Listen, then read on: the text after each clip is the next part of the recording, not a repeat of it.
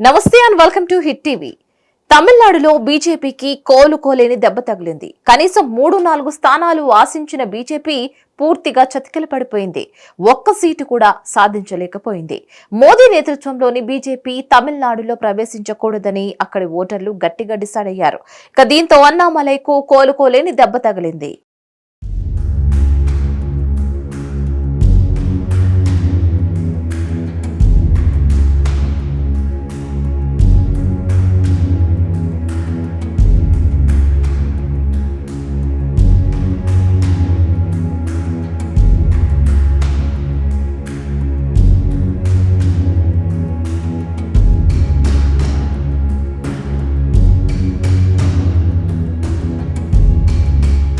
లోక్సభ ఎన్నికల ఫలితాలు అనేక మంది జీవితాలను తారుమారు చేశాయి. తప్పకుండా గెలుస్తామని భావించిన నేతలు మట్టి కరిచారు. ఘోరాతి ఘోరంగా ఓటమి పాలయ్యారు. అటువంటి వారిలో తమిళనాడుకు చెందిన అన్నామలై ఒకరు. ఐపీఎస్ కు వాలంటీర్ రిటైర్మెంట్ ప్రకటించి మరీ రాజకీయాల్లోకి వచ్చిన అన్నామలైను బీజేపీ చేరదీసింది. అక్కున చేర్చుకుంది. తమిళనాడు రాష్ట్ర బాధ్యతలు అప్పగించింది.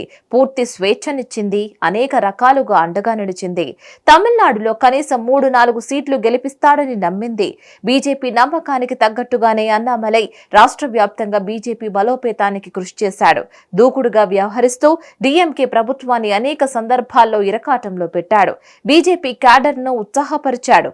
కానీ ఇవేమి ఎన్నికల్లో ఫలితాలను రాబట్టలేకపోయాయి. ఫలితాల వెల్లడి తర్వాత ఒక్కసారిగా సీన్ మారిపోయింది. స్వయంగా అన్నామలై ఓటమి చవిచూశాడు. డీఎంకే నేత గణపతి రాజ్ కుమార్ చేతిలో 1,18,000 ఓట్ల తేడాతో ఓటమి పాలయ్యాడు.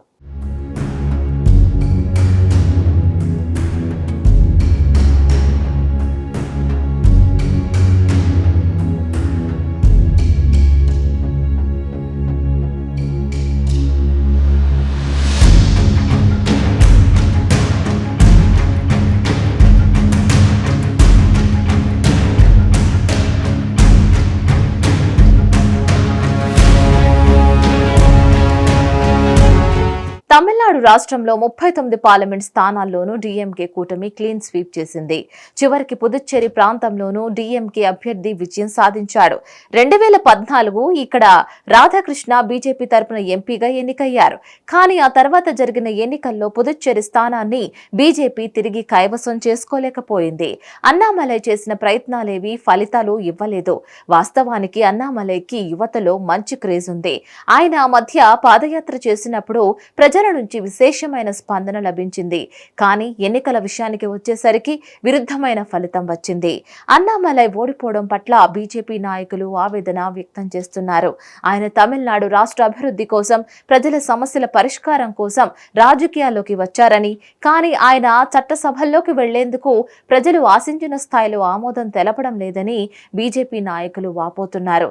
అన్నామలై మాత్రమే కాకుండా రామనాథపురంలోని మాజీ ముఖ్యమంత్రి పన్నీర్ సెల్వం ఓడిపోయారు.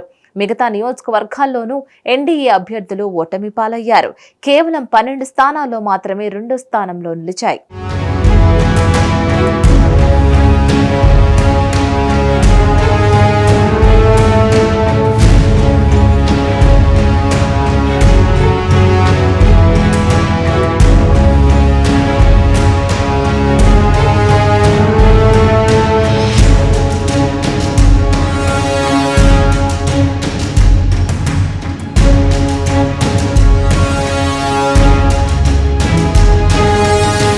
ఈ పార్లమెంటు ఎన్నికల్లో తమిళనాడు రాష్ట్రంలో 69.72% పోలింగ్ నమోదైంది. 2019లోనూ డీఎంకే నేతృత్వంలోని కాంగ్రెస్ కూటమి 38 సీట్లు గెలుచుకుంది. ఇక ప్రస్తుత ఎన్నికల్లోనూ వేలూరు, తిరునల్వేలి, తేని వంటి నియోజకవర్గాల్లోనూ డీఎంకే విజయం సాధించింది. ఇక తమిళనాడు రాష్ట్రంలో ప్రధాన ప్రతిపక్షంగా ఉన్న అన్నా డీఎంకే గత ఏడాది ఎన్డీఏ కూటమి నుంచి బయటికి వచ్చింది. ఆ తర్వాత గత ఏడాది మళ్లీ కూటమిలో చేరింది. అయినప్పటికీ పార్లమెంటు ఎన్నికల్లో ఆ పార్టీ అభ్యర్థులు పెద్దగా ప్రభావం చూపలేకపోయారు. మాజీ ముఖ్యమంత్రి పన్నీర్ సెల్వం ఏకంగా 1,66,782 ఓట్ల తేడాతో ఓటమి పాలయ్యారంటే తమిళనాడులో పరిస్థితి ఎలా ఉందో అర్థం చేసుకోవచ్చు.